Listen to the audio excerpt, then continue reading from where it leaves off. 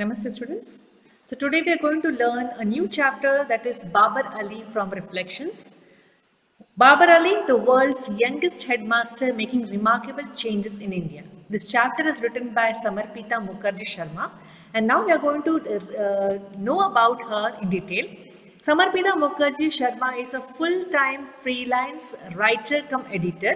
She is the Associate Creative Editor of Youth Leader India, the India chapter of Youth Leader magazine. She is a member of the dynamic action-oriented online magazine network.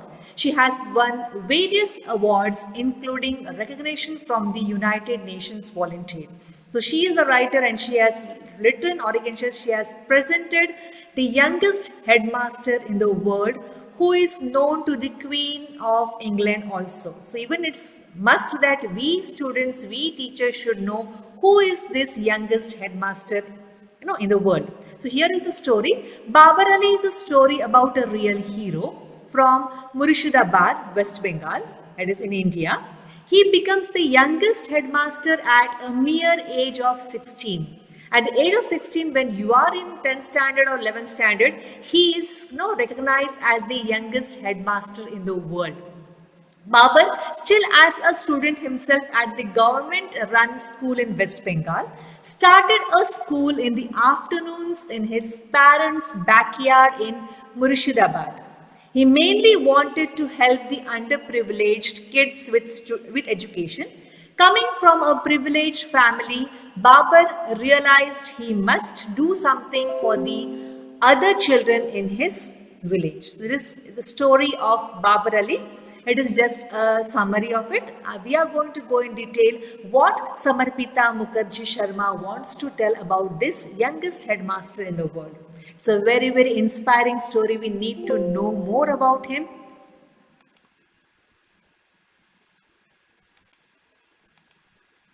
So here is a short video which shows the place where he stays.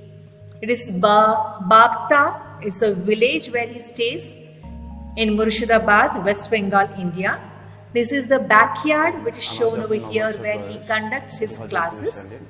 প্রতিদিন 8 kilometre বাসে এবং 2 kilometre পায়ে হেঁটে school থেকে বাড়ি আসতাম। ফিরে এসে বিকেলবেলা দেখতাম যে কিছু ছেলে মেয়ে তারা স্কুলে যায় না, তারা খেলাধুলা করে, মাঠে ঘাটে কাজকর্ম করে। তো তাদেরকে নিয়ে আমি আমার বাড়ির উঠোনে পড়াতে শুরু করি। আমার নাম বাবর আলী।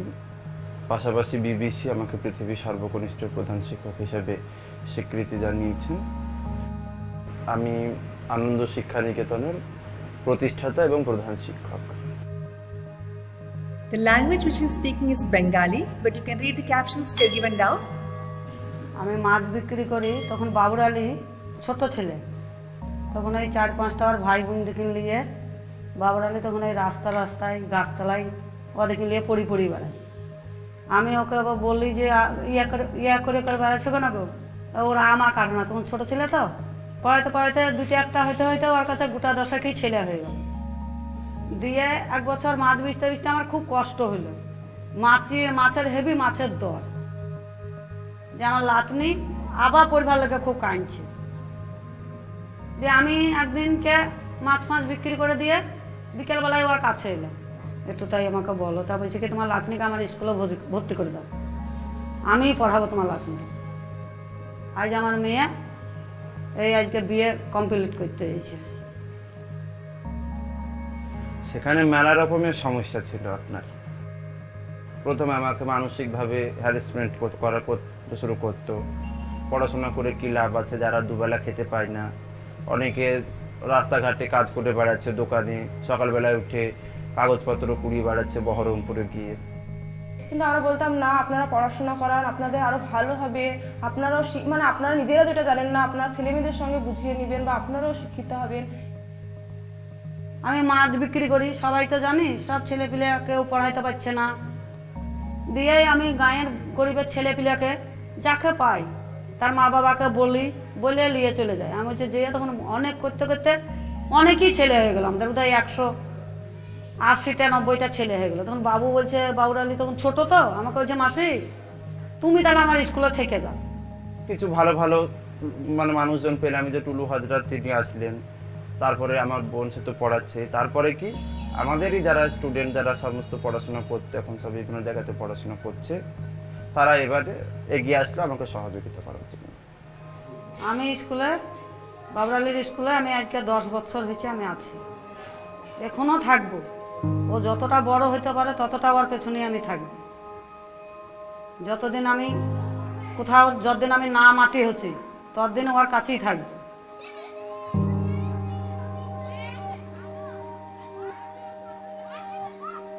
13 বছর আমার বাড়িতে পরিচালিত হওয়ার পরে নভেম্বর 2015 সালে নতুন জায়গাতে স্কুল গিয়েছে।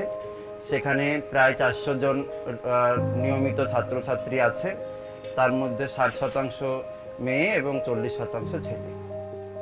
আমার এবং প্রতিষ্ঠানের 90% কর্মী তারাও মহিলা, এবং আমার প্রাক্তন ছাত্রীরা।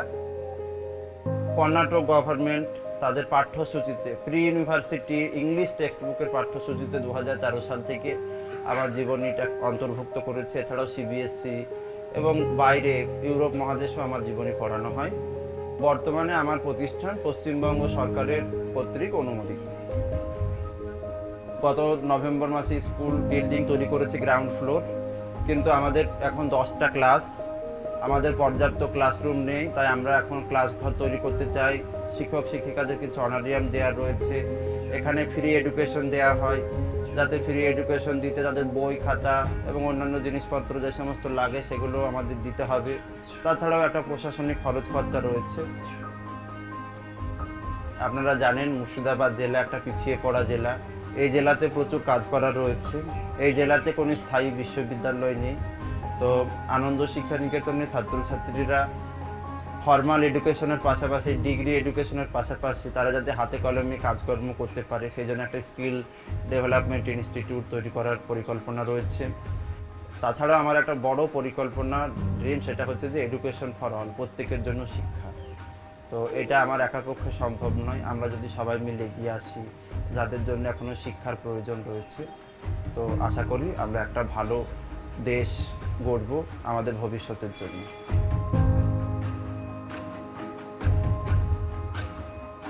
So over the past 14 years, he has taught thousands of children, and the mission still continues to grow in size. And this mission, this particular dream can be made through only we support. So here was a small clipping of the youngest headmaster in the world. Let's know about this youngest headmaster. You can see the picture, that's the just now video you saw, he was a grown-up Babar Ali. Now here in the clippings you have the Babar Ali who was a school-going boy, or you can say not school-going boy, college-going boy. So Babar went to Kozim Bazar Raj Sundari Vidyapith, where he was a class 12th student. Now you all are in class 1, so you can say 11th class, first PUC. So at this particular age, he also went to college. You can see behind this, at the background you can see this is college. College's name is Kozim Bazar Raj Sundari Vidyapith, run by government. So here he studied his 12th standard. He was a model student and the first member to get a proper education, because in his village none of the student, none of the child, none of the boy went further. Maybe they have dropped out from the school at the age of say 7 years, just like 6 years the school starts, right? So like at the age of 15, 16 also they might have dropped out, but he was the luckiest guy, you can say. He was a privileged child to get further formal education.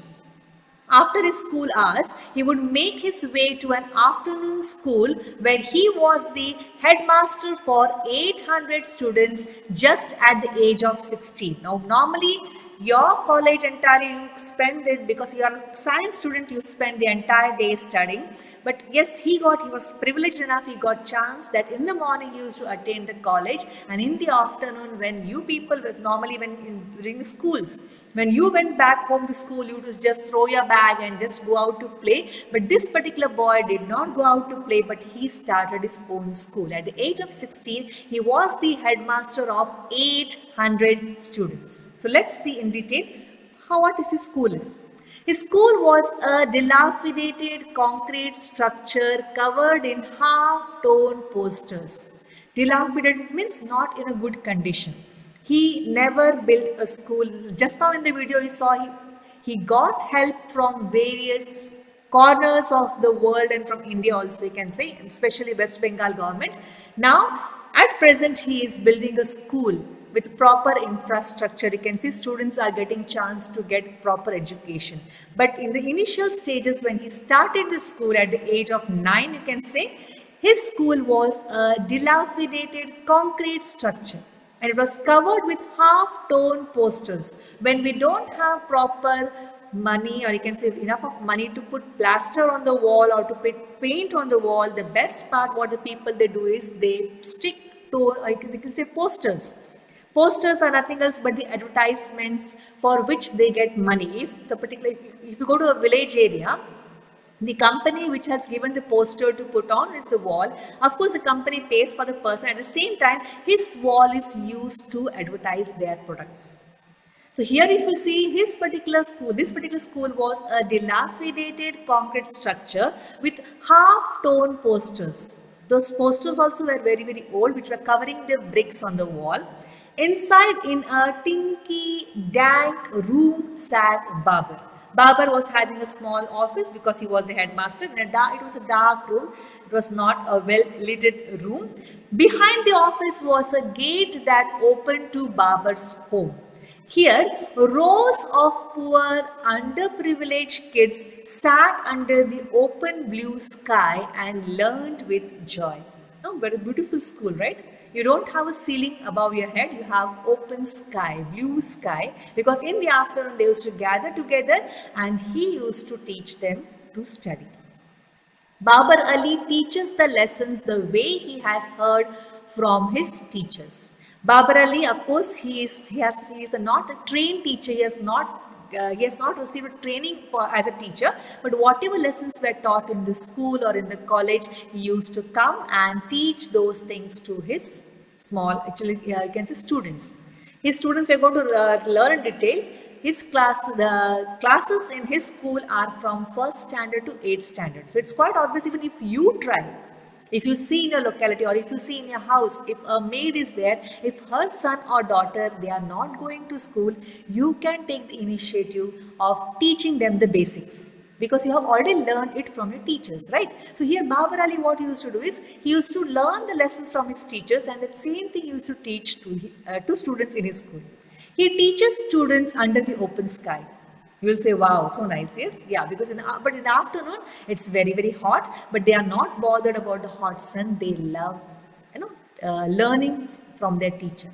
Some children sit in the mud, others on rickety benches under a rough homemade shelter.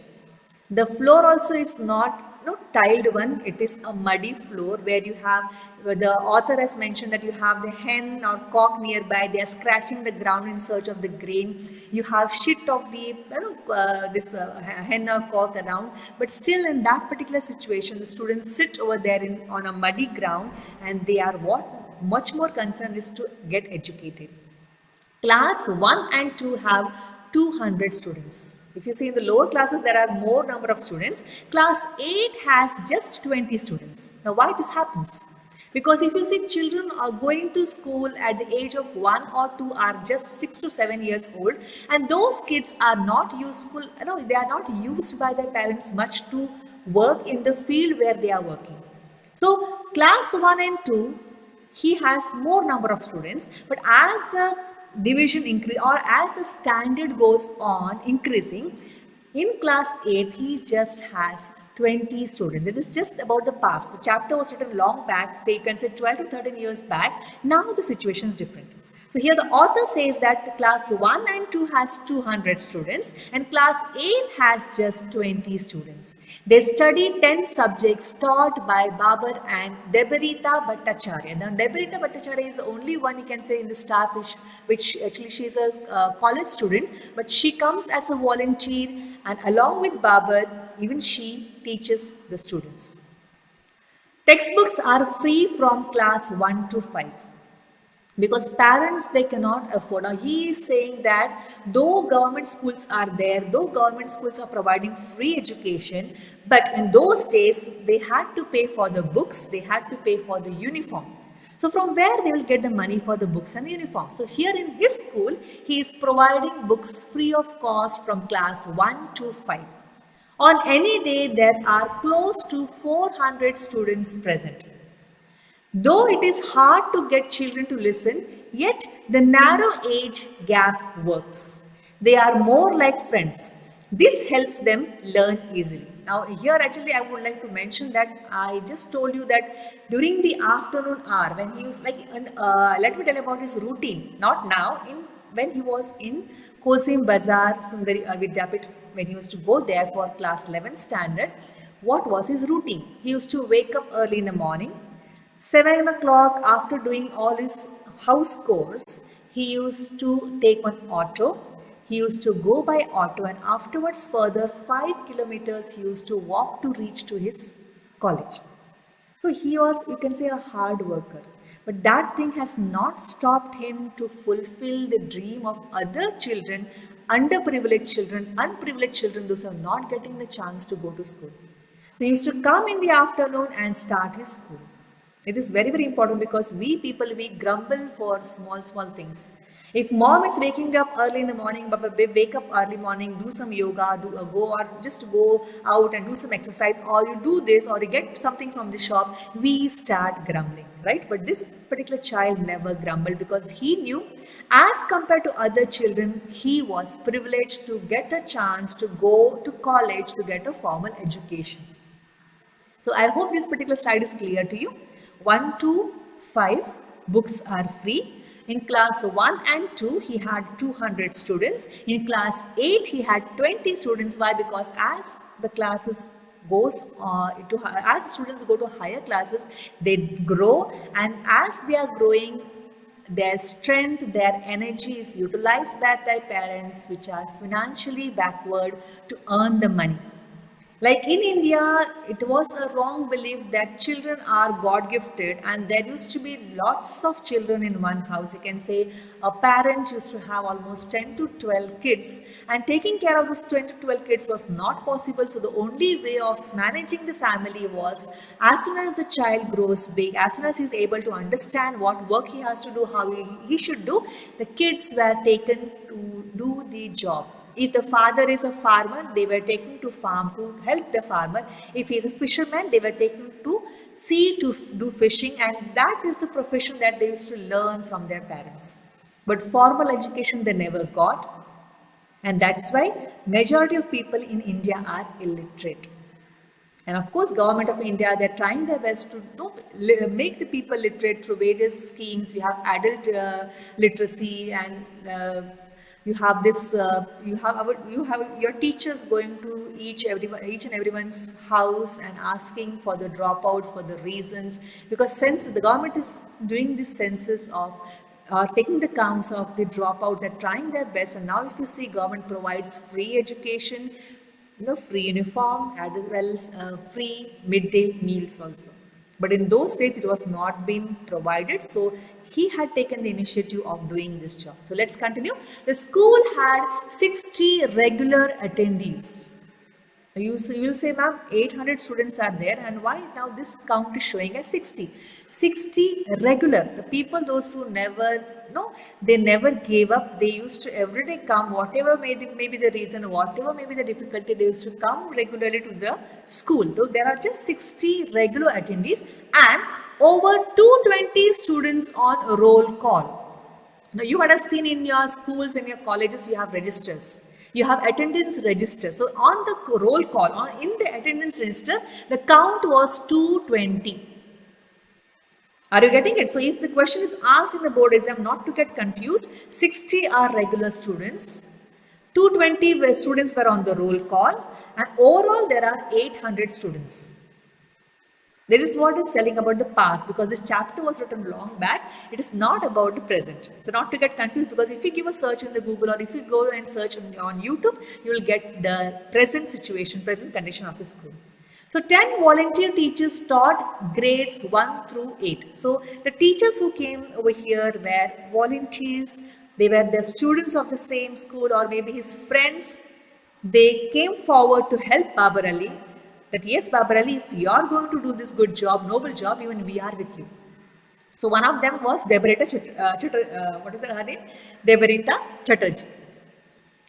His afternoon venture was recognized by the West Bengal government, which means students graduating from Babar's school are eligible to be transferred to other local high schools. It's a really good job done by West Bengal government that his school is recognized.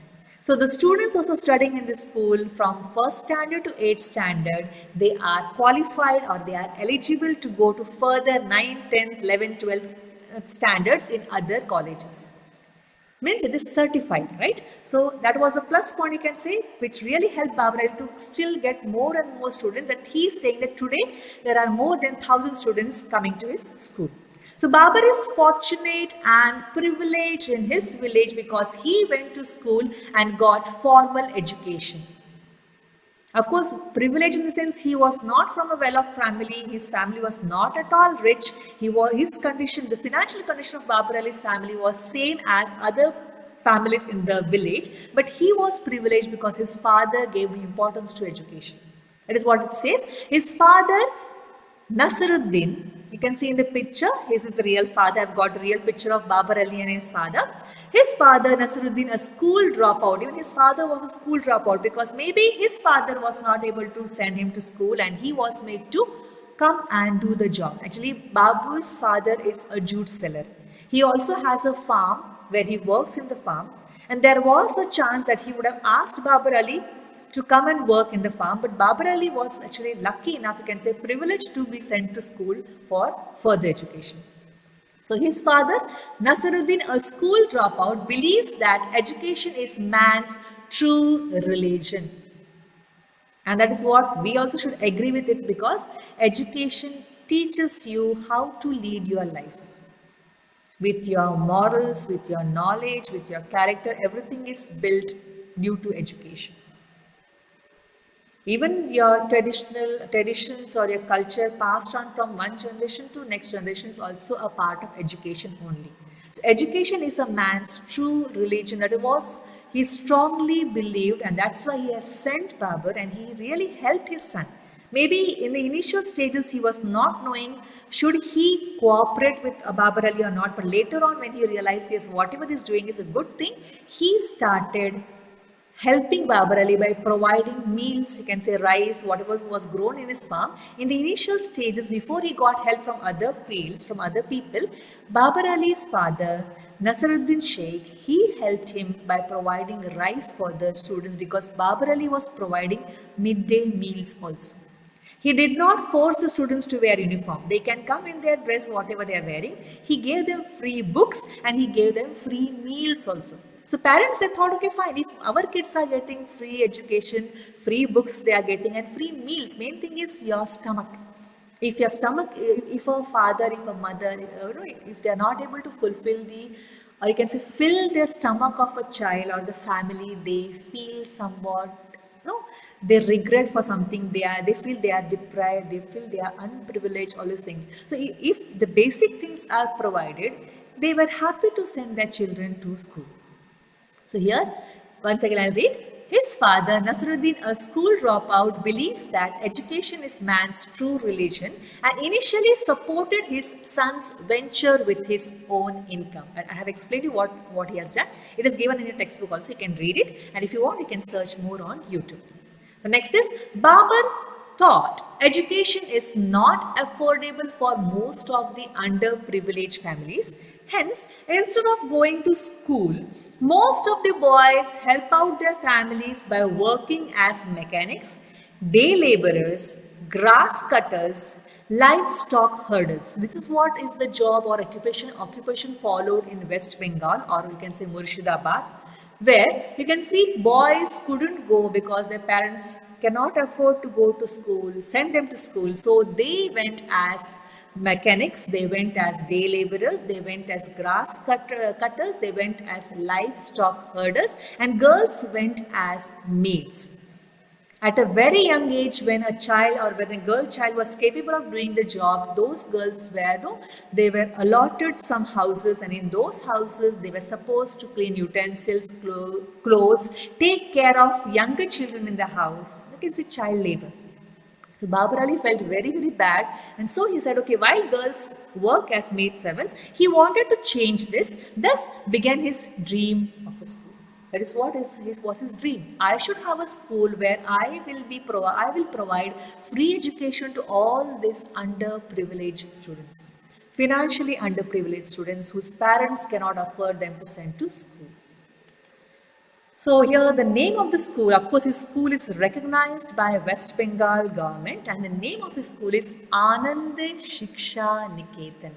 Anand means joy, Shiksha is education, or you can say learning, and Niketan is the place, right? So Anand Shiksha Niketan, the place where students, they enjoy learning, joy of learning.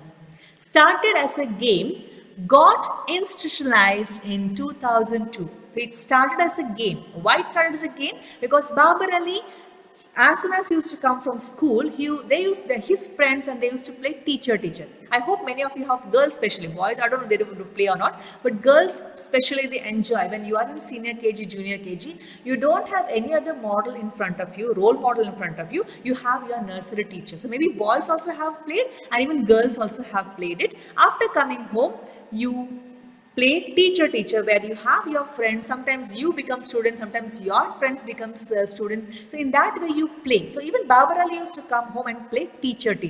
So when he used to play teacher, he was the only boy who went to formal school, and whatever he used to, especially he has taught them arithmetic.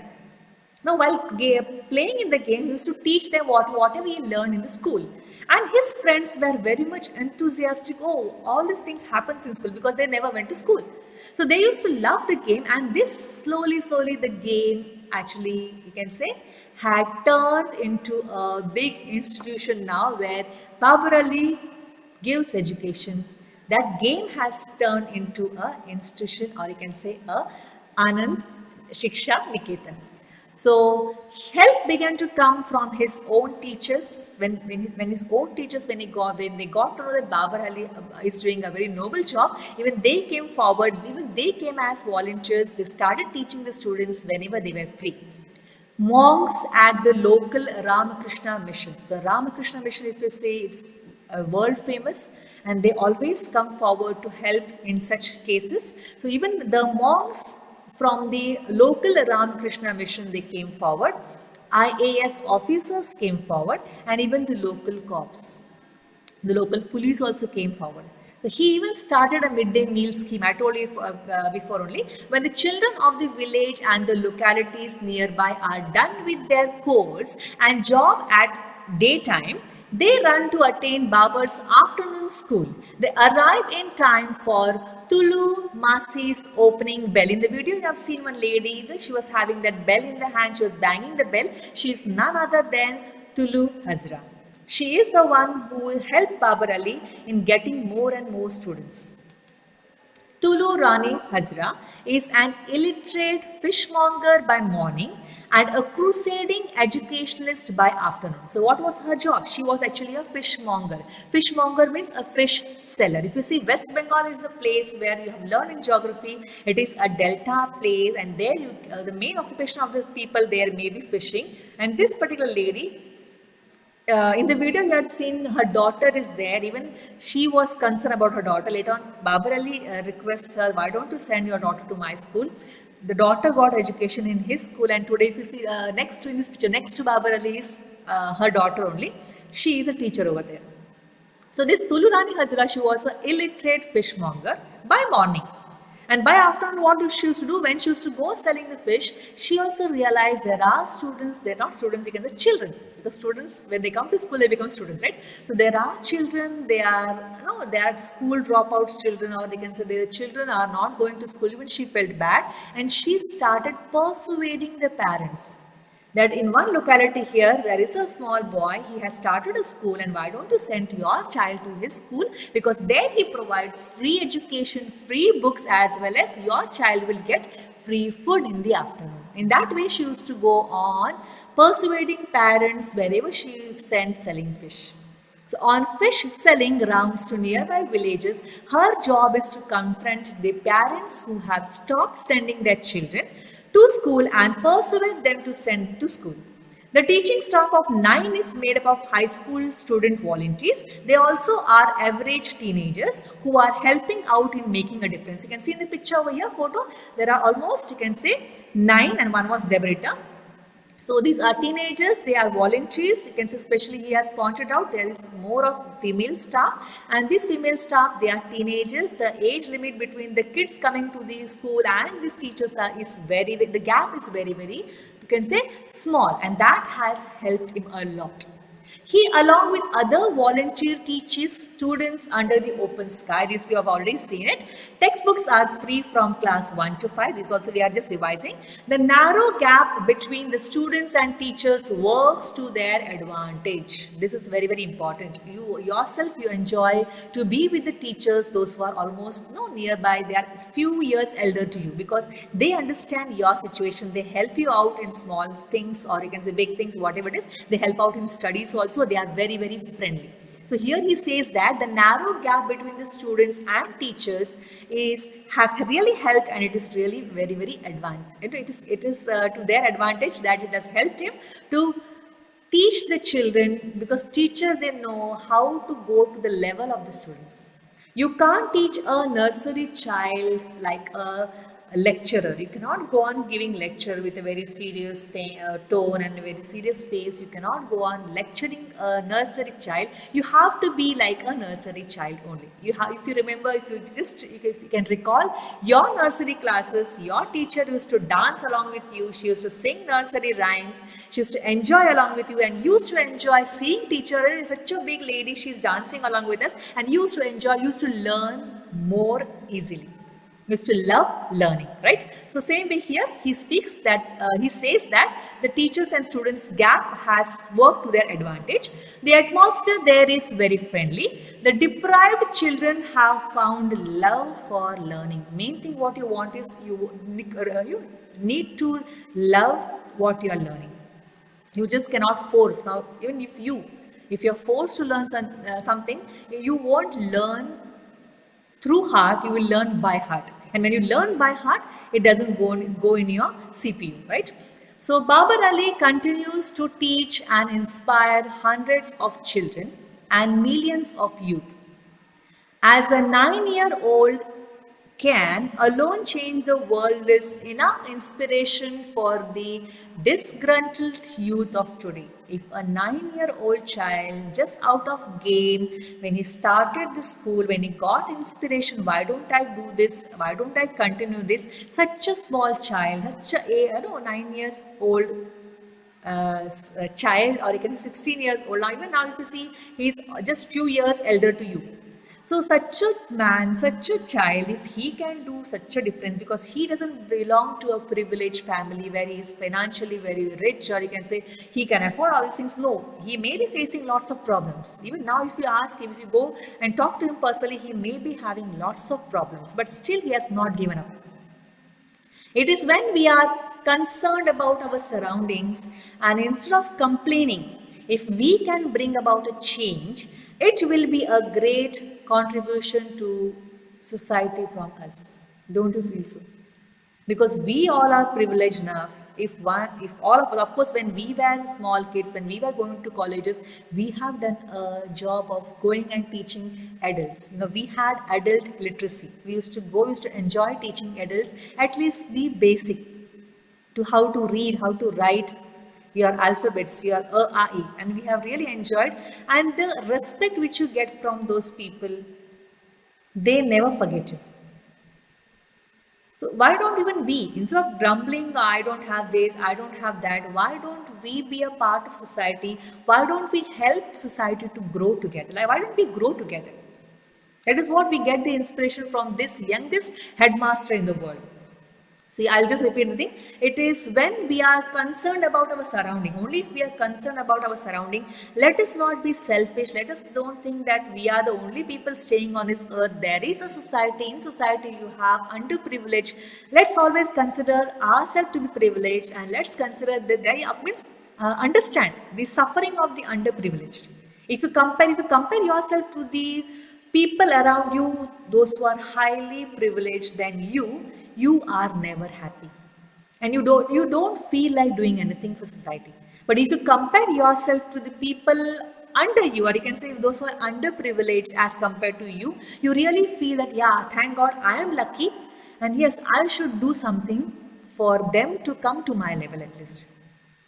Are you getting it? So if we can bring about a change, it will be a great contribution to society from us. And as a part and parcel of society, it is must that we should contribute something to society. Okay. So this is what is the end of the chapter. This is the last line which author has used for Babar Ali, and I would love to repeat it. We salute you for dreaming and making your dreams come true. Yes, he has a dream. If you see even our former president Abdul Kalam, he says you should dream, and that dream should be brought into reality. So only if you dream, you can make changes. You can, so dream high, dream big, and try your best to make those dreams come true. And Babar Ali is one of the inspiration. He doesn't belong to any other part like any other part in the world. He belongs to our own land, motherland, that is West Bengal, and that is enough for us and for the people all around the world to inspire that even age doesn't matter, financial situation doesn't matter. Only you need a strong willpower. You need a strong willpower. You need strong understanding. Or you need, to understand your responsibility towards your society. And that is enough. Your hard work, your dedication, that is enough to bring a change in society.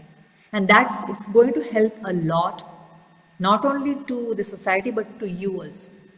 Because by the end of the day, the feeling of satisfaction which you get is more than the happiness which you won't get even after buying a very expensive car or very expensive bungalow.